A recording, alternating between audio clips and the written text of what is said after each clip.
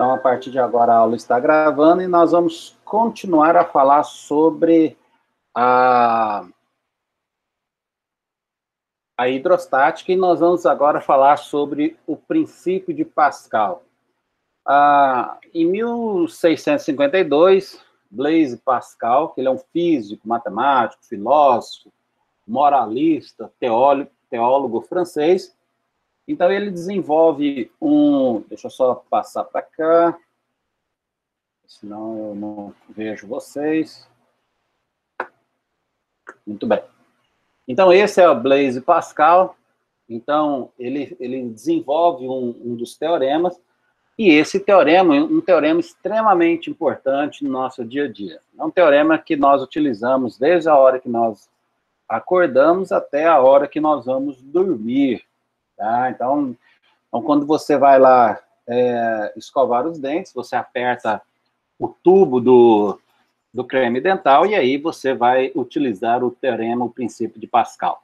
À noite também, quando você vai dormir, né, você deve fazer a escovação dos dentes, então, novamente, você utiliza o princípio de Pascal. Só relembrando que a lista de chamadas já está ativada lá no mural do Classroom, então não se esqueçam de assinar a lista. Então, o princípio de Pascal, ele basicamente nos diz o seguinte, que a pressão aplicada a um fluido confinado, ou seja, no interior de algum recipiente, ele se transmite integralmente a todos os pontos do fluido. Ou do fluido, perdão. Então, quando você aperta o creme dental, o tubo do creme dental, essa força ela vai ser integralmente repassada para todos os passos, né? A pressão vai sendo para todos os pontos do fluido, e aonde você não tem o local fechado, né? O biquinho do tubo do creme dental, é por lá que nós vamos ter a saída do tubo. Aí eu coloquei aqui algumas situações onde nós utilizamos o princípio de Pascal. Então, essa é a terceira daqui, é o que eu estou falando do creme dental. Então, você está aqui com o creme dental intacto, né? Então, você faz uma pressão numa certa região aqui, então essa pressão ela vai sendo transferida para os demais pontos, tanto para cima quanto para baixo. Bom, então, como aqui na tampinha você não tem mais um recipiente fechado, então você acaba fazendo a liberação dele por aqui, tá bom? Uma outra coisa que a gente utiliza é o freio. Então, quando você aciona o pedal dos freios, aí você tem, então, um cilindro onde você tem um recipiente com óleo. Então, essa pressão no óleo vai ser comunicada aqui nos pistões, e aí o pistão vai acionar as sapatas no interior do tambor. Então, você vai ter um afastamento dessas sapatas dentro do tambor, então você vai freando o carro. E o último aqui, né, que na verdade ficou como sendo o primeiro, você tem aqui, então, o que a gente chama de elevador hidráulico. Então, você tem um ar comprimido que empurra o óleo. Aqui você tem uma área muito pequena, que inclusive é o que a gente vai fazer daqui a pouquinho. Então, você empurra esse óleo para cá, e de cá você tem uma área maior. Essa força é transmitida para cá, essa pressão é transmitida para todos os pontos do fluido, e aí você vai ter uma força que eleva o macaco hidráulico aqui. Tá bom? Então, essas são algumas aplicações que nós temos para o princípio de Pascal. Então, vamos ver como que acontece esse princípio de Pascal em tubos comunicantes.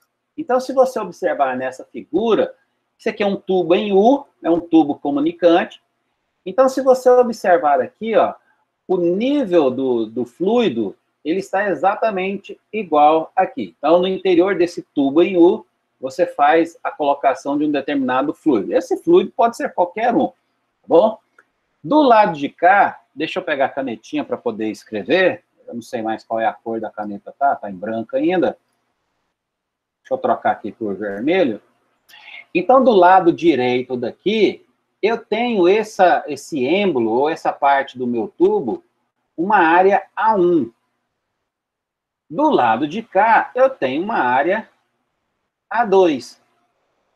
Quando eu pego essa força F1 e aplico sobre esta área, eu vou ter uma pressão aqui, então. Eu vou chamar isso aqui de P1. Então, nesse ponto daqui, eu vou ter uma pressão sobre esse fluido, né? Então, eu apertei essa superfície contra o fluido, então eu vou ter uma pressão nesse fluido que eu vou chamar de P1. Muito bem. Essa pressão ela vai ser comunicada para o lado de cá, então eu vou ter uma P2. Mas nós sabemos que, pelo princípio de Pascal, que essa pressão P2 ela é exatamente igual à pressão P1. Porque a pressão ela vai sendo comunicada para todos os pontos do nosso fluido. Então, ela vai chegar aqui e fazer uma pressão sobre essa área 2. E, consequentemente, você vai ter uma força F2, então, sendo empurrada para cima. Então, nós podemos escrever que P1 é igual a F1 sobre A1 e P2 é igual a F2 sobre A2. Como a pressão 1 é igual à pressão 2 devido ao princípio de Pascal, então eu posso escrever aqui, ó, que P1 é igual a P2. Então, no lugar de P1 eu coloco F1 sobre A1 e no lugar do P2 eu coloco F2 sobre A2. Como eu quero descobrir o valor dessa força, né, porque é essa força aqui, por exemplo, que vai levantar o carro, então eu preciso descobrir o F2. Então eu vou isolar o F2 de cá, área 2 sobre área 1, F1. Então, essa razão A2 sobre A1, ela pode ter 3 valores possíveis. Essa razão pode ser igual a 1, e isso aí não tem lógica, né? Porque para que você vai colocar uma força 2 igual a uma força 1? Eu vou mostrar na próxima transparência.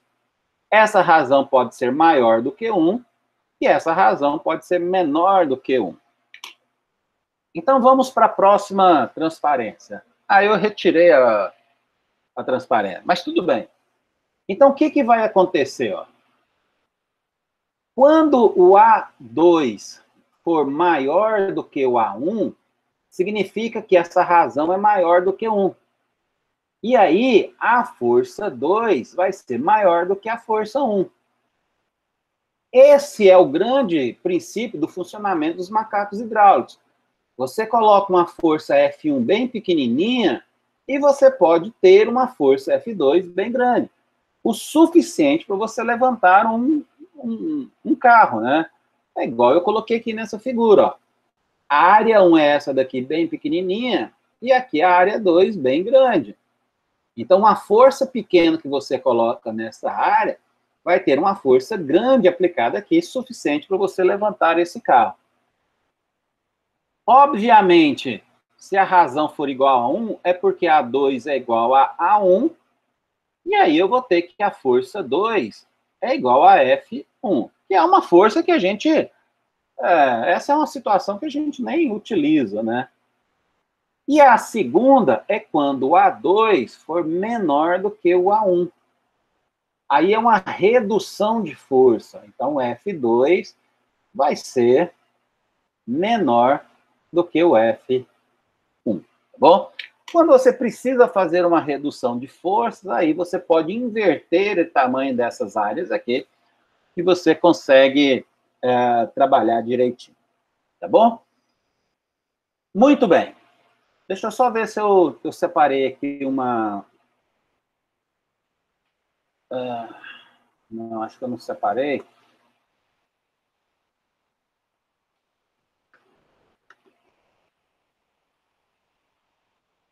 Porque eu ia ver uma simulação, mas depois eu vejo essa simulação. Muito bem, então vamos continuar. O próximo princípio, ainda dentro do princípio da hidrostática, é o que a gente chama de princípio de Arquimedes. Arquimedes, ele era um matemático, físico, engenheiro, inventor, astrônomo, lá da Grécia, na cidade de Saracusa. Por isso que ele é chamado de Arquimedes de Saracusa. Essa é uma estátua em homenagem a Arquimedes, né? Então, Essas eram as feições, pelo menos, o que o povo fazia. A gente não tem muitos detalhes da sua vida, né? Mas o que a gente conhece é que ele é considerado um dos principais cientistas da antiguidade clássica. Conta-se a história que o rei, né? Assim, só para contextualizar vocês, a Grécia ela era constituída por cidades-estados. Então, cada cidade tinha o seu rei. E o rei de Saracusa, ele começou a desconfiar dos presentes que ele estava recebendo. Então, ele achava que recebia uma coroa de ouro, um presente feito em ouro, e aí ele desconfiava que esse material realmente era feito de ouro. E aí ele propôs um desafio para quem conseguisse um método para identificar se realmente o material era feito de ouro. E quem conseguiu fazer isso é justamente Arquimedes. Então, Arquimedes, essa é uma ilustração do trabalho que ele fez, e ele descobriu isso justamente quando ele foi tomar banho. Então, quando ele adentrou na sua banheira, ele observou, então, que parte da água transbordava quando ele entrava. E aí ele começou a observar que materiais diferentes transbordavam quantidade de água diferente. Então, aquela famosa história, né, do Eureka, que ele sai correndo pelado, ele grita Eureka, que é uma expressão grega para descobrir, conseguir resolver. Então, ele sai pelado pela cidade de Siracusa, para falar para o rei que ele conseguiu desenvolver esse trabalho. Uma outra aplicação que é atribuída a Arquimedes, talvez vocês já tenham ouvido falar também, é que se alguém desse um ponto de apoio, ele conseguiria mover o mundo, né? Então, isso vem até a calhar no que nós já estávamos estudando. Nós estudamos, por exemplo, o torque, né? Então, se você der um ponto de apoio aqui para Arquimedes, ele vai utilizar aqui um braço de alavanca, do lado de cá ele vai colocar o planeta Terra. Então, como aqui ele tem um braço de alavanca muito maior, ele vai ter um torque maior, ele vai conseguir movimentar o mundo. Claro que ele nunca tentou fazer isso, né? Óbvio, que é só uma expressão que ele utilizou na vida dele. Então, qual é o princípio de Arquimedes, né? Aquele que ele fez lá da banheira. Na verdade, esse princípio de Arquimedes, ele está associado a uma das forças mais interessantes da física, que, na verdade, não é uma força nova. Na verdade, ela é uma força resultante, que é a chamada força de empuxo, ou simplesmente empuxo. Essa força de empuxo ela está muito ligada, por exemplo, com a flutuação dos objetos. Então, o navio ele só flutua devido a essa força de empuxo, os aviões só conseguem fazer o voo devido a essa força de empuxo, balões eles só conseguem fazer através da força de empuxo. Então, esse é o princípio de Arquimedes. Então, ele afirma o seguinte, que a força flutuante ascendente, ou seja, para cima, exercida por um corpo imerso, esse imerso em um fluido, ele pode ser total ou parcial, tá? É igual ao peso do fluido que o corpo desloca. Então, quando você coloca um objeto dentro de um fluido, ele vai deslocar uma certa quantidade de fluido para poder ocupar. Esse fluido vai querer voltar para a posição original dele, vai fazer uma força, tá? O resultante de todas essas forças retornando para a posição é que me dá essa resultante, e essa resultante ela é sempre apontada para cima. O princípio de Arquimedes é uma lei da física fundamental para a mecânica dos fluidos. Como surge essa força? Então, vamos lá. Imagine que você tem aqui água, né? Aqui tudo é água. Aí você coloca esse objeto aqui circular na água. Tá? Então, aqui você tem um volume de água em equilíbrio. Aqui está o objeto sólido que você colocou para preencher essa região aqui. Ó. Quando você coloca esse objeto sólido no fluido, o fluido vai tender a fazer força em todas as direções para retornar para a posição. Observe que essa setinha é menor do que essa daqui. E se você observar bem, essa seta também é igual a essa daqui. Essa diferença no tamanho das setas é porque você tem pressões diferentes. Então, a pressão aqui do lado de cima do objeto é menor do que a pressão que a água ou o fluido faz nesse objeto. Então, esta força aqui para baixo é menor do que essa. Então, eu vou ter uma resultante para cima. No entanto, esta força daqui vai cancelar com essa daqui vai cancelar com essa cancela com essa vai cancelar com essa daqui vai cancelar com essa. O que vai sobrar, então, são essas duas forças aqui, ó. Quando eu falo duas, gente, é, na verdade, um resultante de forças, tá? Então, eu vou ter uma força atuando para cima, porque essa força vertical para cima é maior do que essa força vertical para baixo. Essa aqui, então, vai ser a minha força resultante. Esta força resultante, ela recebe o nome de força de empuxo, ou simplesmente empuxo. Eu coloquei uma segunda figura, na verdade, uma terceira figura, de um objeto retangular, mais reto, para a gente ver as forças, tá vendo? Ó? Então, essa força cancela com essa cancela com essa cancela com essa, porque elas estão numa mesma profundidade, ó, se eu pegar essa profundidade e essa daqui, são iguais. Então, essas forças são iguais, porque a pressão vai ser igual. O que sobra são essas duas forças para baixo e essas duas para cima. Ou seja, uma resultante apontada para o lado para cima. Beleza? Então, é dessa maneira que a força de empuxo, ou a força resultante ascendente, ela aparece. E nós chamamos essa força de empuxo. Vamos voltar nessa figura aqui, ó. Observe que esse bloco amarelo, ele tem uma força apontada para baixo, que é a força peso. Porque ele tem massa, tá bom? E se ele tem massa, ele tem força peso, que isso aqui é M vezes G. Então, eu tenho uma força apontada para baixo. E eu tenho essa força resultante apontada para cima. Se esse objeto não sobe e não desce, ele vai estar no equilíbrio. Então, eu posso escrever que a força peso é igual à força resultante, que a partir de agora nós vamos chamar de força de empuxo. Então, a resultante das forças atuando no volume em equilíbrio é dominado de força de empuxo, ou simplesmente empuxo, tá bom? Só tomem cuidado que, por exemplo, na aviação, a gente chama de empuxo o que o motor faz, né? Então, o motor ele tem um certo empuxo, que é como se fosse a potência do motor. Eu acho que na aviação a gente chama isso de força de sustentação. Essa força de empuxo é chamada de força de sustentação.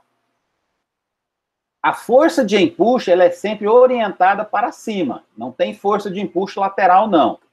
E ela aparece devido à pressão da água ou de qualquer fluido ser maior a profundidades maiores. É a equação do mergulhador que eu já falei anteriormente. Então, o que vai acontecer com o objeto? Nós vimos essa aqui, ó, que é a região de equilíbrio. Então, se a força de empuxo, que normalmente também pode ser dada pela letra E, né, for igual ao peso, esse objeto está em equilíbrio. Nós chamamos isso de flutuar. O flutuar é para ele não subir nem descer. Quando a força de empuxo for maior do que a força peso, esse objeto vai subir. Nessa figura ele chama de flutuar. Na verdade, ele vai subir. Eu gosto de usar o termo de emergir. Tá? Ele vai subir até uma determinada posição da água. Quando a força peso é maior do que a força de empuxo, ele vai afundar, ou então nós utilizamos o termo submergir. Então, nós temos essas 3 situações. O corpo pode emergir, pode flutuar, que é parado, e pode submergir, tá bom? Vai depender de como que você compara essas 2 forças. Muito bem. Como que eu vou calcular, então, essa força de empuxo? Olha, eu vou partir dessa expressão aqui, ó. Então, eu vou escrever assim, ó. A força de empuxo é a massa do fluido que foi deslocado vezes a aceleração da gravidade. Essa massa não é a massa do objeto que eu coloquei lá. É a massa do fluido que foi deslocado. Porque é isso que o princípio de Arquimedes me diz. Nós sabemos que densidade ou massa específica é m vezes o volume. Então, daqui eu escrevo que a massa do fluido, vamos colocar um Fzinho aqui, ó, é igual à densidade do fluido vezes o volume deslocado pelo objeto. É o volume do fluido deslocado. Então, por exemplo, se eu coloco um objeto pequenininho, esse volume vai ser pequeno. Aí, se eu coloco um objeto maior, esse volume vai ser maior. Então, no lugar do MF, eu vou colocar ρ vezes o volume deslocado. O G continua aqui. Seguindo.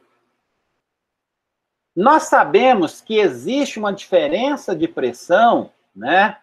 Que P2 menos P1 é igual a ρGH. Essa aqui é a equação do mergulhador. Se eu chamar o P2 de P e o P1 de P0, eu vou ficar com P igual a P0 mais ρGH. A força de empuxo, é justamente a diferença, tá, entre a força resultante entre a força 2 e a força 1, que eu chamei de P2 menos P1 vezes a área. Bom, lembre-se que P2 vezes área é força, e P1 vezes área também é força. Então, P2 menos P1 é ρGH, que é esse termo que eu tenho aqui. Então, tá aqui, ó, ρGH. E a área, tá aqui a área. Área vezes H vai me dar o volume. Então, finalmente, eu posso escrever, né, de uma outra maneira, que a força de empuxo é a mesma equação, tá vendo? Só que feito de maneiras diferentes. A força de empuxo é ρ do fluido, G, que é a aceleração da gravidade, vezes o volume deslocado, que é o objeto. Então, são 2 maneiras da gente encontrar a expressão, a mesma expressão. Na próxima transparência, eu coloquei a questão da força de sustentação nos aviões, tá vendo? Ó? Então, são várias figuras. Aqui tem um perfil de uma asa de um avião, um perfil real, tá? Então, esse avião provavelmente é um avião de ferro velho. Então, se você olhar aqui, ó, ela tem esse formato. Ele não é reta, a asa não é reta. Então, o que vai acontecer? O avião, a asa dele, na parte de baixo que é reta, você tem uma velocidade baixa. Então, o ar passa por aqui com velocidade mais baixa. Então, você tem uma pressão muito alta aqui. Do lado de cima, porque como o objeto tem que sair daqui e chegar aqui ao mesmo tempo, a velocidade é mais alta, por causa dessa curva. Então, aqui você vai ter uma pressão baixa. Então, pressão baixa aqui em cima e pressão alta embaixo. Então, significa que eu vou ter uma força de sustentação aqui. Essas 2 figuras aqui, né, são parecidas com essas daqui. Então, ó, a corrente de ar aqui mais lentas vai me dar uma pressão maior, correntes mais longas, uma pressão maior. Então, um avião, para ele poder se movimentar, o que vai acontecer? Ele tem o próprio força-peso, ele tem a tração, que é que vai fazer a movimentação dele para frente, e ele tem essa força de atrito, que a gente chama de arrasto aerodinâmico, tá? Que é uma força que é como se fosse a força de atrito dos pneus com o asfalto. Aqui vai ser a fuselagem dele em contato com o ar. E para manter ele voando, eu tenho a sustentação, que é chamada de força de empuxo. Tá bom? Então, é dessa maneira que nós temos um objeto se movimentando, né, um avião se movimentando no interior de um fluido, no caso, o ar. Os navios, eles funcionam de maneira diferente, né? Ele não tem essa diferença do empuxo, da corrente de ar. Ele vai deslocar uma quantidade de água e aí esse líquido vai fazer a força dele para cima, tá bom? Mas é a força de sustentação ou força de empuxo do mesmo jeito. Aí, essa força de empuxo, ela me dá algumas aplicações bem interessantes. Todo mundo aqui já fez essa brincadeira, que é de segurar alguém no colo no interior da água, né? Então, você segura a pessoa no colo com uma facilidade muito fácil. Uma facilidade muito fácil é bom, né? Uma facilidade muito grande. Porque agora, quando uma pessoa está no interior de um fluido, a gente chama isso de peso aparente. Vamos ver aqui, ó. Imagine essa bolinha amarela, é a mesma bolinha, tá? Isso aqui é um dinamômetro. E quando eu coloco essa bolinha no dinamômetro, no ar, isso aqui me dá o que a gente chama de peso real. Então, esse peso real é de 1 newton. Aí, eu pego essa bolinha e coloco no interior da água. O mesma bolinha, com o mesmo dinamômetro, agora ele vai me dar um outro peso, que a gente chama isso de peso aparente, que é de 0,85. Aonde estão os outros 0,15 newtons? Para onde que foi? Ele não pode ter desaparecido, tá? O que que acontece aqui, ó? Você tem aqui para baixo o peso real e para cima você tem a tração na mola, que é o que mede o dinamômetro. Nessa situação, você tem o peso da bolinha para cá, você tem a tração no dinamômetro para cá, e para cima você ainda tem a força de empuxo. Então, esse 0,15 aqui é justamente a força de empuxo que está suspendendo a bolinha. Então, como a bolinha agora vai ter essa força para cima, ele vai marcar o que a gente chama de peso aparente, um peso diferente. Tá? Então, olha, a medida do peso do corpo quando imerso no líquido é chamada de peso aparente. O peso do bloco ou da bolinha medido no ar será chamado de peso real. E o peso do bloco ou da bolinha medido pelo dinamômetro, quando o bloco está totalmente submerso, ou parcialmente também, tá? Ele será chamado de peso aparente. Então, o peso aparente é a força, é o peso real menos a força de empuxo. Por isso, eu posso calcular a minha força de empuxo pegando o peso real e subtrair do peso aparente.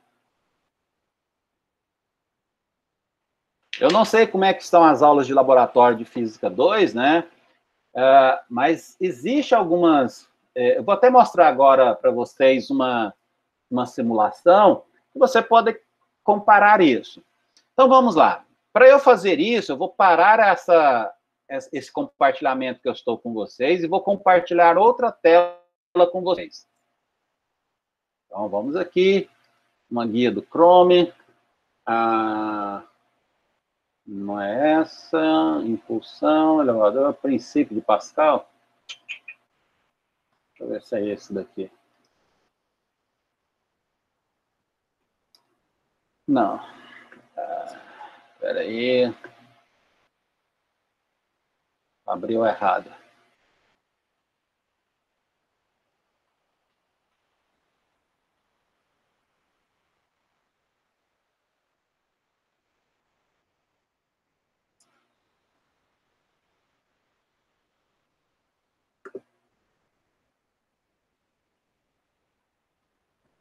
Esse daqui. Eu vou mostrar primeiro para vocês, vamos começar aqui pelo princípio de Pascal, que é interessante mostrar o seguinte, aqui, ó, só me dá um retorno, por favor, se vocês estão vendo a simulação, só para eu ter certeza que está compartilhando com vocês, por favor. Valeu, obrigado, Thiago, obrigado, André. Então, ó, nessa simulação você tem aqui um tubo cheio de algum fluido e aqui uma área maior cheio de furinhos. Então, quando eu aumentar a pressão nesse êmbolo aqui, né, essa pressão ela vai ser comunicada pelo tubo todo e vai fazer com que o fluido saia por esses furinhos. Você pode movimentar aqui a figura, né, mas isso aqui é de menos. E aqui, então, eu vou controlar a minha velocidade, ó. Então, quando eu pego aqui uma velocidade pequena, observe que eu estou empurrando o êmbolo aqui, e essa força, ou seja, a pressão está sendo comunicada por todo o fluido, e ele escapa por esses buraquinhos menores. Então, se eu aumentar a velocidade, ó, deixa eu colocar lá desde o começo, eu vou colocar na velocidade máxima, então, eu tenho fluidos sendo exprimidos, vamos chamar assim. Bom? Uma outra aplicação é essa daqui, ó, do elevador hidráulico que eu falei para vocês. Então, aqui eu tenho um reservatório de fluido, essa parte aqui de baixo, maior do canto direito baixo, e eu tenho uma alavanca aqui em vermelho que vai empurrar um êmbolo aqui em cinza nesse tubo mais finozinho aqui, tá bom? Então, quando eu faço a movimentação dessa alavanca, eu vou ligar ela aqui, vocês vão ver a alavanca movimentar, você começa a bombear o fluido, ele vai enchendo a câmara aqui, ó, observe que a borboletinha aqui é aberta, e a câmara vai enchendo, tá? A gente pode aumentar a velocidade dele para vocês verem o carrinho subindo mais rápido. Então, você está apertando, fazendo uma força pequena daqui, e essa força pequena acaba aumentando a força aqui, por causa da área aqui ser maior do que a área da onde você está bombeando. Tá bom? Deixa eu parar aqui. Quando eu paro, eu abro aqui esse dreno, o líquido ele vai escoar para o seu reservatório e aí o carro desce e você vai embora. Então, é assim que funciona mais ou menos os elevadores hidráulicos. Nessa daqui mostra, tá? Acho que aqui eu posso... Aqui, ó. Ele tem até a equação dele, tá bom? Então, você pode ligar, aí o êmbolozinho que vai descendo e vai subir esse daqui. Você pode medir isso daqui para fazer. Mas o legal é o elevadorzinho aqui. E aí, esse daqui que eu queria mostrar para vocês também. Ó. Deixa eu redefinir tudo daqui. Aqui eu tenho uma certa balança, tá? Então, essa balança, ela está setada, né, ou resetada para medir em newtons. Então, se eu pegar esse tijolo e colocar esse tijolo sobre a minha balança, ele vai me dar a força-peso de 49 newtons. É um objeto de 5 gramas, está me dando 49, que provavelmente ele está multiplicando por 9,8. Ó, 5 vezes 9,8 vai dar 49, exatamente isso. E eu tenho uma piscina aqui, tá, com 100 litros de água. Aí o que eu vou fazer? Marquem esse valor aqui, tá? 49 newtons. Eu vou pegar esse objeto e vou colocar dentro da água, no fluido, ó. Observe que quando eu vou colocando aqui o objeto dentro da água, o volume vai aumentando, tá? Agora ele já está todo dentro da água e eu vou soltar ele sobre a minha balança. Observe que a balança aqui me deu 24,50 newtons. Significa que dentro do fluido, que é a água, ele é mais leve. Então, o peso aparente dele é menor. Essa diferença é justamente o que a gente chama de força de empuxo. Apesar desse objeto, ó, se a gente colocar ele aqui no fundo da piscina, ele estar aqui no fundo da piscina, ele está submetido a uma força de empuxo. Só que essa força de empuxo é bem menor do que a força do peso dele. Por isso que ele não emerge, por isso que ele não sobe. Tá bom? Aqui é só para marcar a força, tudo bem? Se eu colocar aqui a impulsão, vocês vão ver que essa setinha rosa aqui é a nossa força de empuxo. E a gravidade aqui, ó, em azul, ela é, deixa eu tirar a massa daqui, ó, ela é o peso do objeto. Então, o peso desse objeto é maior do que a força de empuxo, por isso que o objeto não sobe. Agora, observe o que vai acontecer quando eu subir e tirar ele, ó. Tá? Quando eu tiro parte do objeto da água, a força de empuxo vai diminuindo, porque o volume deslocado vai diminuindo. Quando eu tenho a força-peso dele, que é a força azul.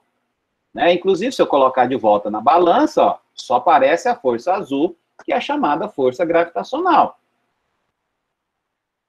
Observem agora esse bloco de madeira. Ele só tem força-peso. Né? Se eu tirar ele daqui, ó, vamos ver se eu consigo colocar ele aqui em cima. Então, ele vai me marcar 49 newtons também. Significa que a massa dele também é a mesma, né? Se a gente colocar aqui, a massa dele é de 5 quilogramas. Quando eu colocar esse objeto na água, tá? Observe que ele vai flutuar, ele vai estar em equilíbrio, porque a força de empuxo é igual à força-peso. Agora, reparem bem o que eu vou fazer. Eu vou forçar esse objeto para baixo, ó, o volume aumentando. Observe que a seta rosa está bem maior que a azul. Então, se eu soltar esse objeto, como essa força rosa está mais para cima, ela é maior do que a seta azul, eu vou ter uma impulsão para cima. Esse meu bloco de madeira vai subir, ó. Eu vou mostrar isso para vocês, ó. Soltei e ele sobe. Tá bom? Obviamente, eu não consigo colocar o meu objeto lá na balança, né? Porque ele não afunda. Eu não testei se eu colocar essa massa aqui sobre ela, não é suficiente para eu colocar lá na balança.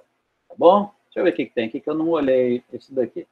Aqui é a mesma coisa, só que você pode mudar a massa, você pode mudar aqui a densidade do objeto, ó, ar, gasolina, azeite, mel, tá? Você pode mudar a densidade do objeto. É mais a mesma coisa. Tá bom? Você pode colocar madeira, gelo, e aí por diante. Mas é a mesma coisa que estava mostrando aqui. Certinho? Então, essa força de empuxo é uma força importante. Então, eu vou parar essa apresentação, vamos voltar para a apresentação do PowerPoint. Uma janela. Cadê? É aqui. Para a gente continuar. Depois eu vou voltar no... Só...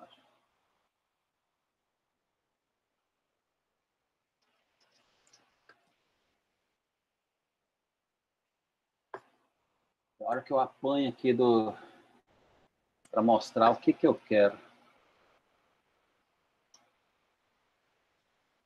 Deixa eu só fechar uma coisinha aqui.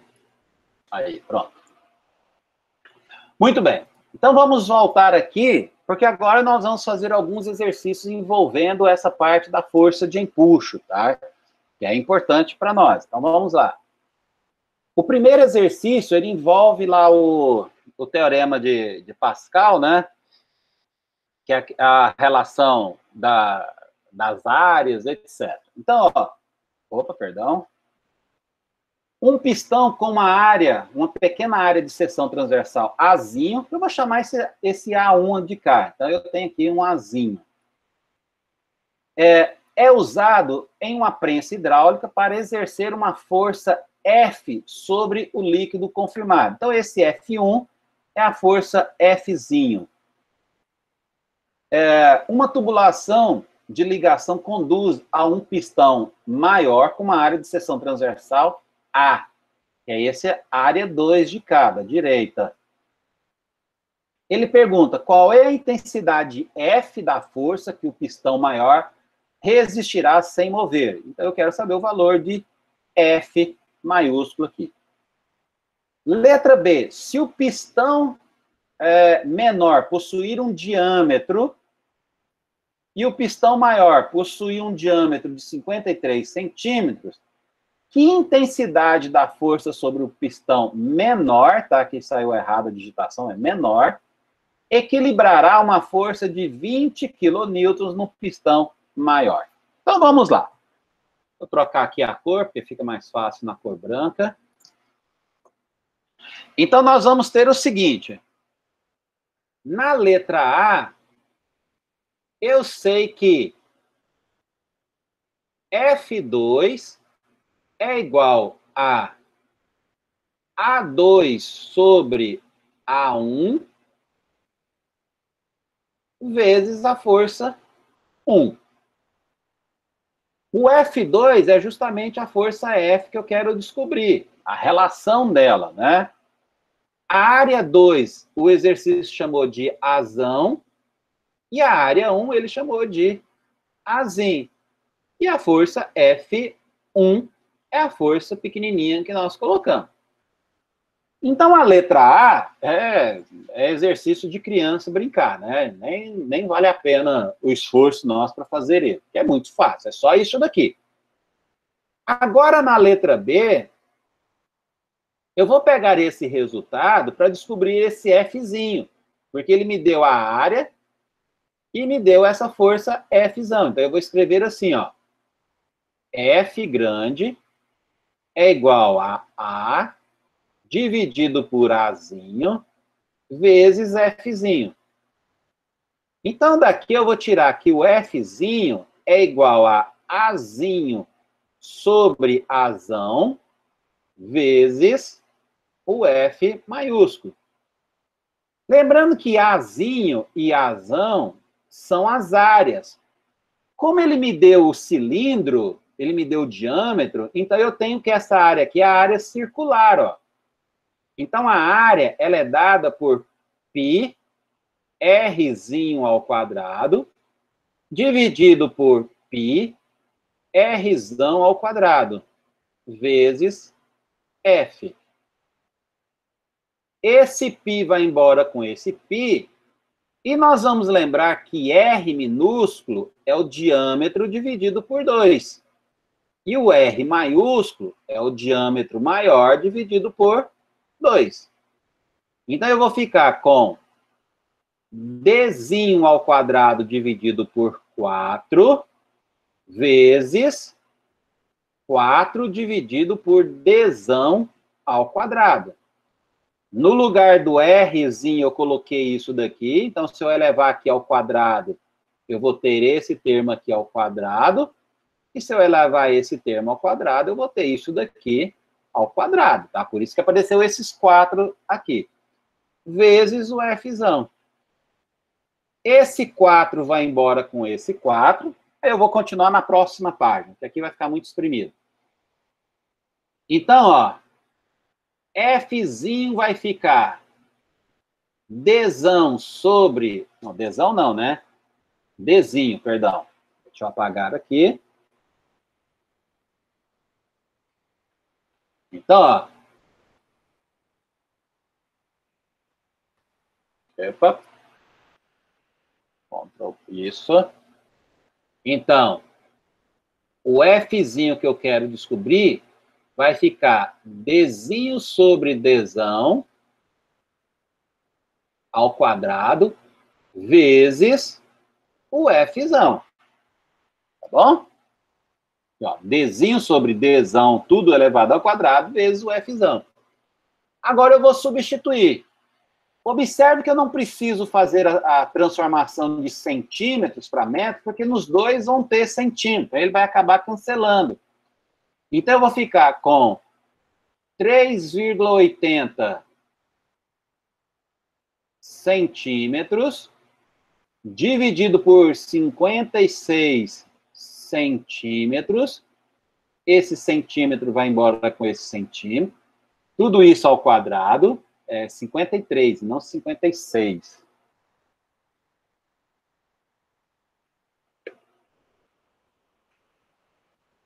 Então, 53 vezes a força, que é de 20K, ou seja, 20 vezes 10 a terceira. Então, fazendo a conta, eu vou ficar com 3,80 dividido por 53 dá 0,071. Elevo isso aqui ao quadrado, multiplico por 20 expoente à terceira, eu vou ter um resultado de aproximadamente 100,8 newtons. Então, 100,8 newton. Observe que é uma força bem menor do que essa aqui que eu apliquei, né? É 102,8. Hoje eu tô meio voado da cabeça. 102,8. Tá bom? Então, esse exercício é interessante, que mostra que eu posso aplicar uma força pequenininha no nosso, no nosso êmbolo pequenininho, que ele vai me dar um resultado bem maior do outro lado que nós temos. Tranquilos? Bora para o próximo exercício. Um bloco de madeira flutua em água com 2/3 do seu volume submerso. Então, ó, o objeto ele não flutuou inteiro. Ele está somente parte dele, ele não afundou completamente, ele só está com uma certa parte dele submersa. Então, essa parte aqui, ó, é 2/3 do volume dele. 1/3 ficou aqui de fora. 1/3 do volume ficou do lado de fora. Como o exercício falou que ele está flutuando, significa que essa força aqui, que é a força de empuxo, é igual a essa força peso daqui. A gente vai partir disso. Tá bom? Quando eu troco, ó, então 2/3 é quando está na água doce. Quando eu troco a água doce pelo óleo, 90% do seu volume, ele fica submerso. Então, agora, ele afunda mais, né? O exercício quer que a gente calcule a massa específica, que é o ρ, tanto da madeira quanto do óleo que nós vamos ter ali. Tá bom? Então, vamos... deixa eu só pegar aqui o exercício. Um bote, uma âncora, um bloco de madeira. Isso. Então, ó, bora lá, então. Quando é na água doce, deixa eu trocar aqui pela caneta branca.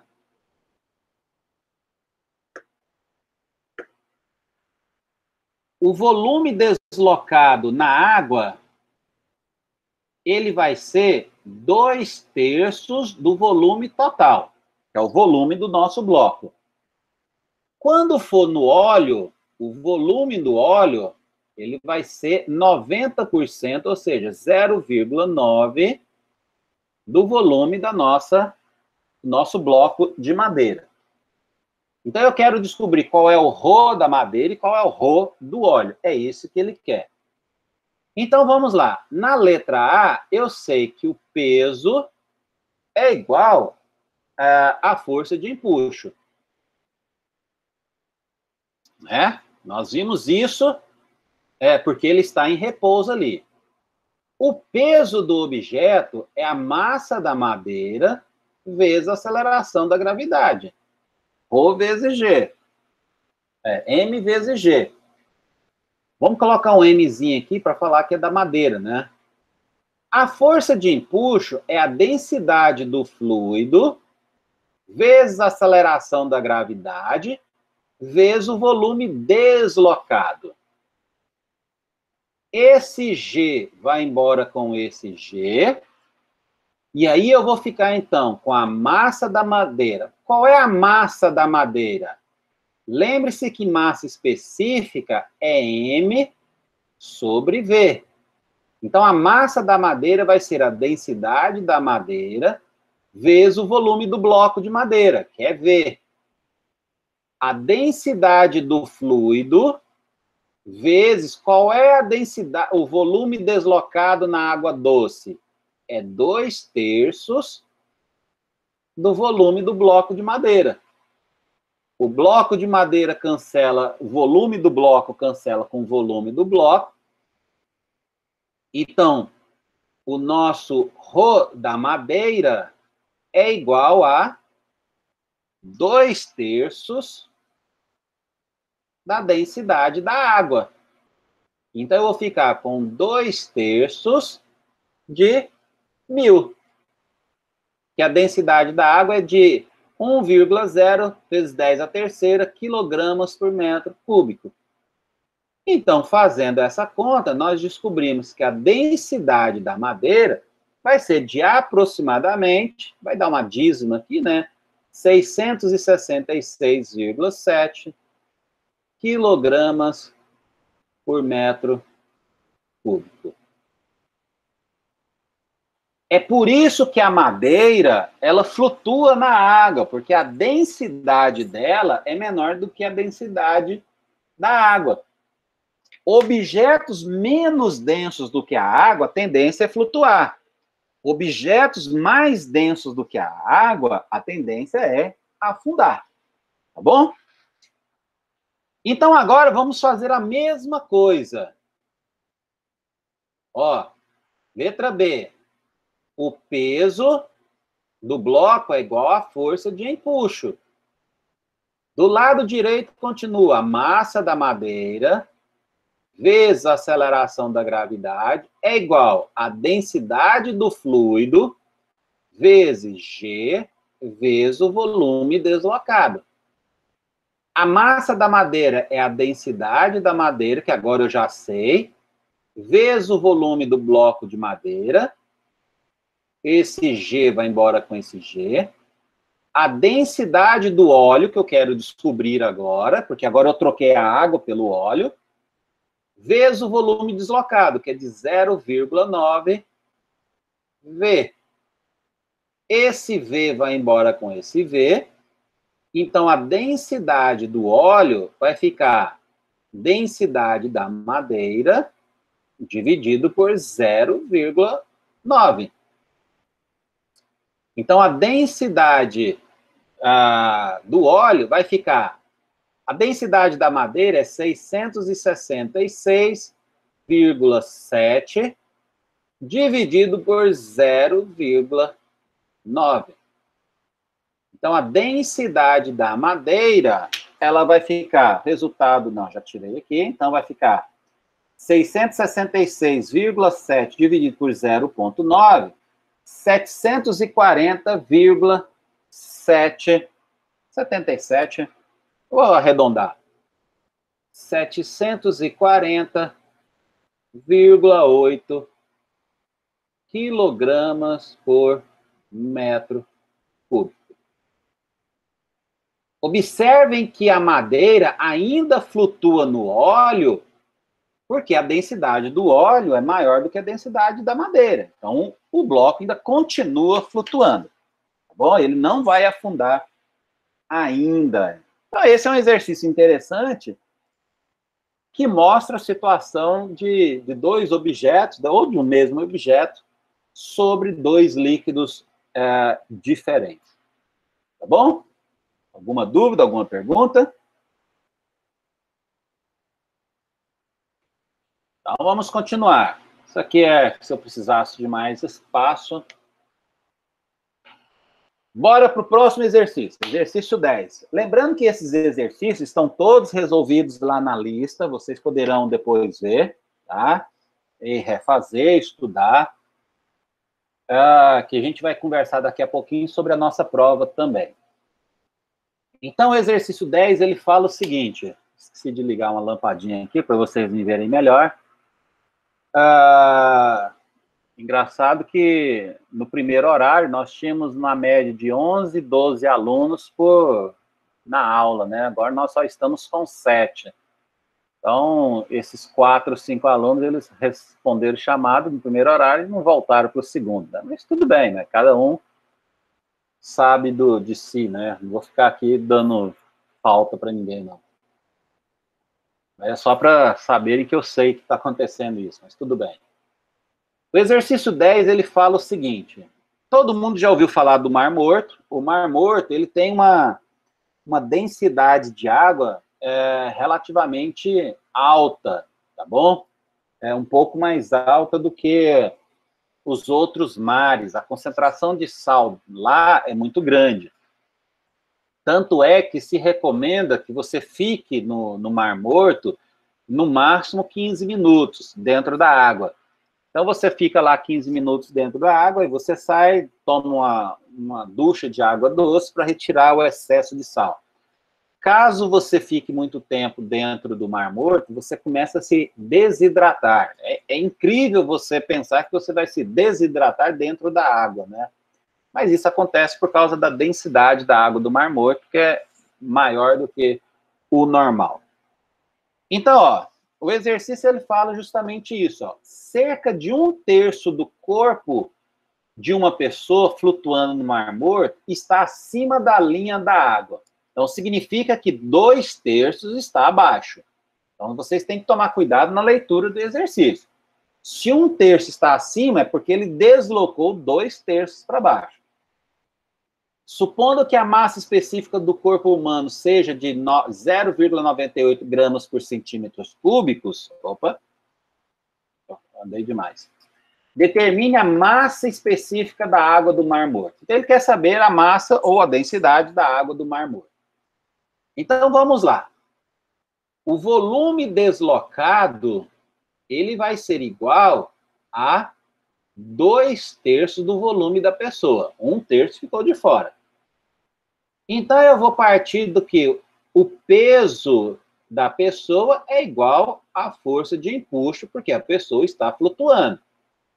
Então, eu vou ter a massa da pessoa vezes a aceleração da gravidade, que é igual à densidade do fluido, que é justamente o que eu quero descobrir, vezes a aceleração da gravidade, vezes o volume deslocado. A massa da pessoa é a densidade da pessoa vezes o seu volume.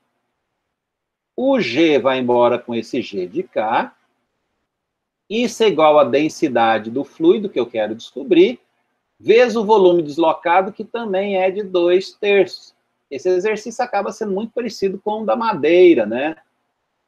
O volume da pessoa vai embora, então eu tenho que a densidade do fluido vai ser 3/2 vezes a densidade da pessoa.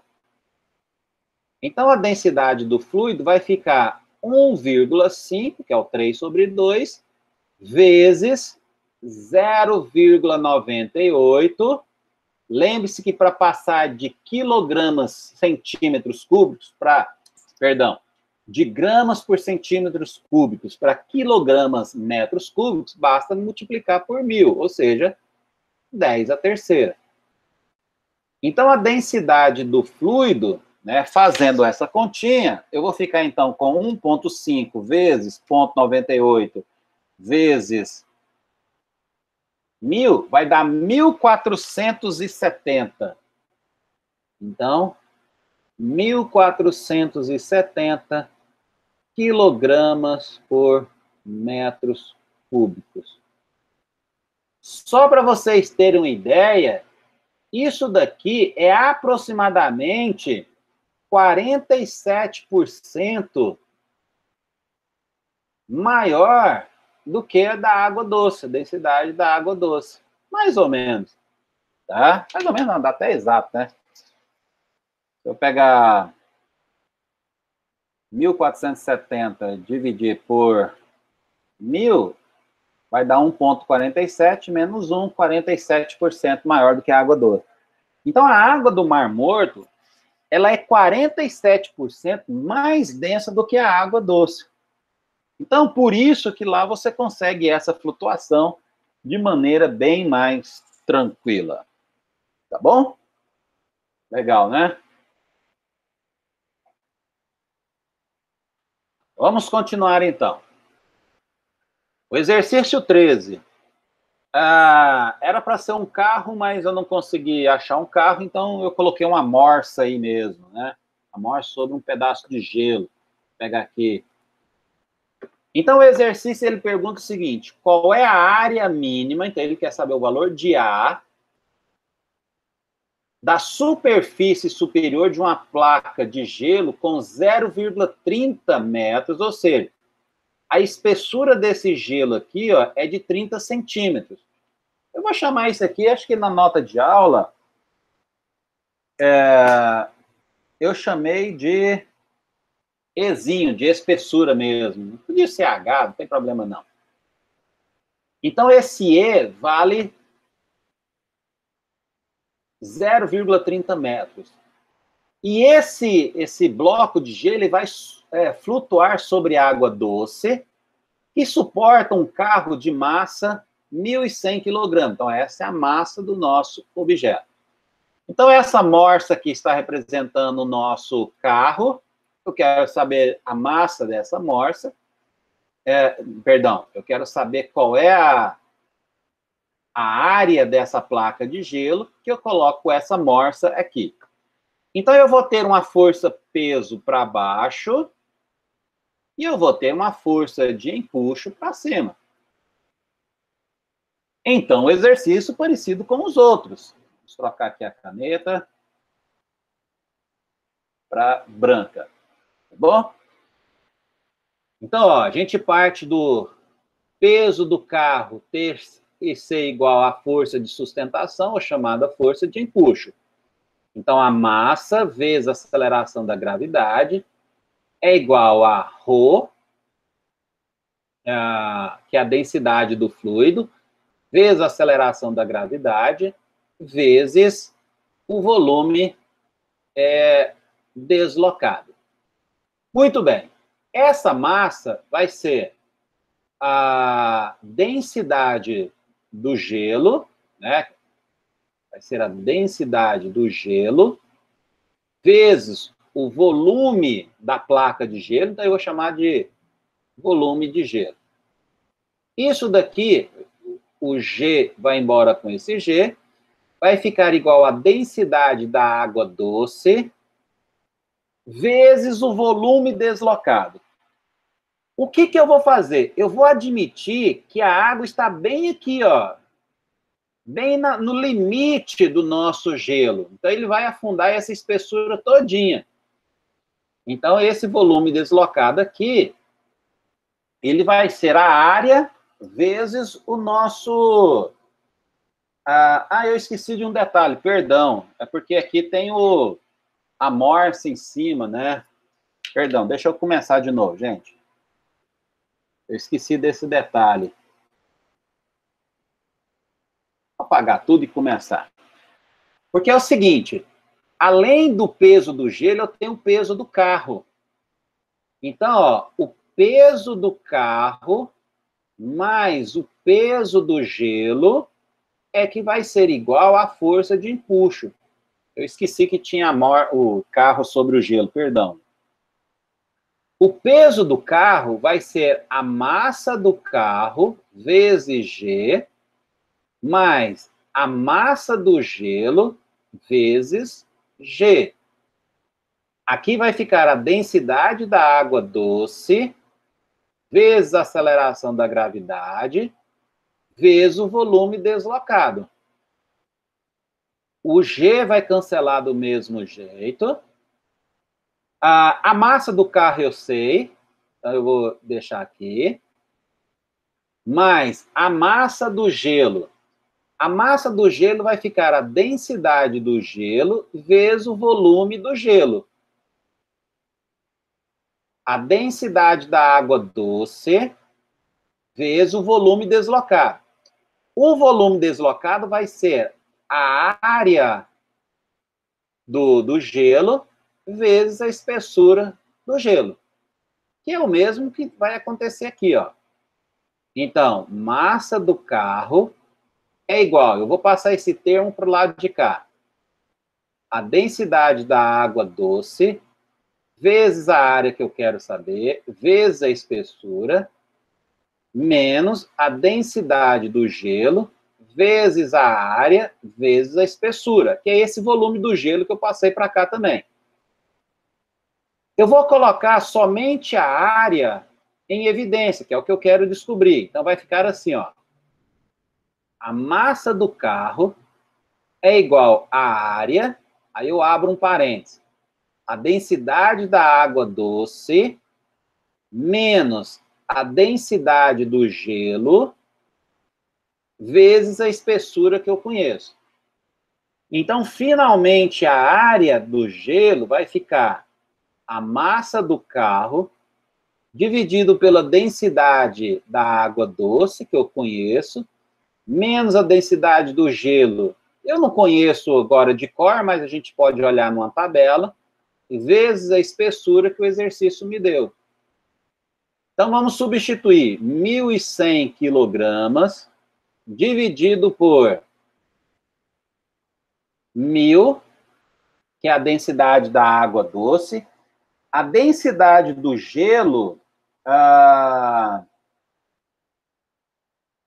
é 917. Então, vai ficar aqui menos 917 vezes 0,3. Deixa eu só ligar a bateria aqui.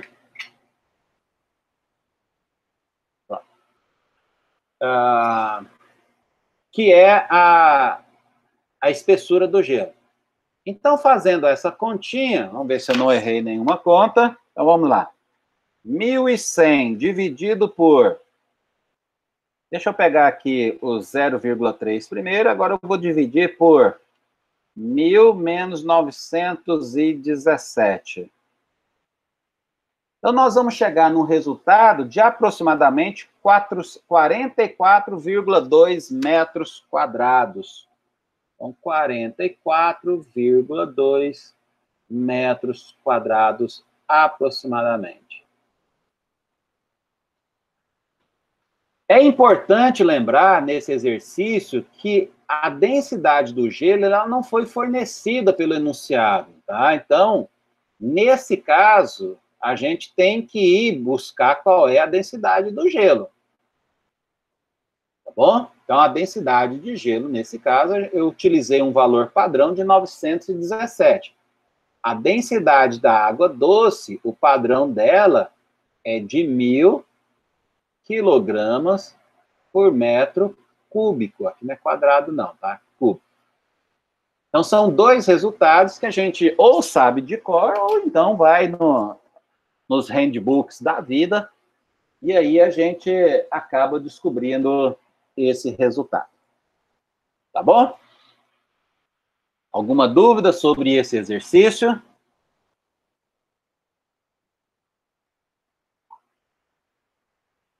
Muito bem. Então, vamos lá. Vamos continuar. Falta meia hora de aula ainda, é um tempo que daria para a gente fazer a hidrodinâmica, tá?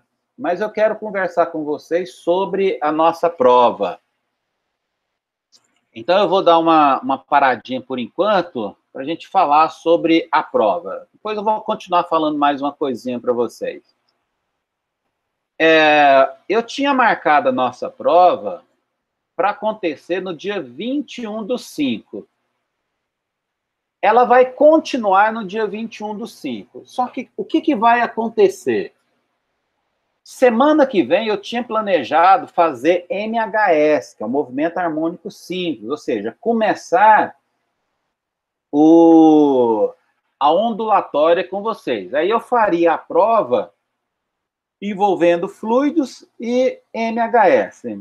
Só que hoje, enquanto eu estava, depois que eu tinha preparado a aula, eu pensei melhor em não misturar os dois assuntos. Então, no dia 21, nós vamos fazer somente a prova, que será a nossa P2, que é o assunto sobre fluidos, que é essa aula que nós estamos tendo hoje. Então, eu não vou misturar os assuntos, tá bom? Quando a gente retornar, que aí a gente não sabe quando é que vai retornar, a gente já entra em ondulatória, tá? E faz a nota N2 somente de ondulatória. A gente faz uma primeira prova, que seria a prova P3, só de MHS, que é um assunto um pouquinho mais extenso, e depois a gente faria uma outra prova fazendo ondas 1 e ondas 2 e encerraria o assunto, né? Nem chegaria em gravitação, pelo menos em aula normal, não. Tá bom? Então é o seguinte, na aula da semana que vem, do dia 14, eu vou encerrar os exercícios, a teoria que é a hidrodinâmica, e aí a gente faz alguns exercícios. Eu vou selecionar alguns exercícios, e até quarta-feira da semana que vem, se vocês quiserem que eu selecione, que eu faça algum exercício, né? Vocês me mandam mensagem, deixa aqui no mural, eu vou criar uma conversa no mural de sugestão de exercícios para eu resolver para vocês na aula, mas eu preciso que vocês me falem os exercícios da própria lista de exercícios que está aí, né? Vai ver, tem um exercício que eu resolvi de alguma maneira aqui, que você não entendeu, e aí quando eu faço aqui no PowerPoint, às vezes fica mais claro. Então, vocês poderão me falar quais são esses exercícios. Então, semana que vem nós vamos falar sobre a hidrodinâmica e fazer exercícios. Aí, se sobrar tempo no segundo horário, aí eu tiro mais dúvidas sobre exercícios com vocês. Tá bom? Daria para eu terminar o assunto de hidrodinâmica agora, pelo menos a teoria, e deixar só exercícios para a próxima aula. Mas eu acho que eu já falei bastante coisa, talvez vocês já estejam cansados também, apesar de ter meia hora, daria para falar bem, mas eu vou deixar para a próxima aula. Tudo bem? Então, nós vamos... alguma dúvida, alguma pergunta sobre esse cronograma que eu falei para vocês? Não, né? Ninguém respondeu nada. Então, nós vamos encerrar a aula de hoje. Eu vou parar a gravação. Então, nesse exato momento, eu estou parando a gravação da aula.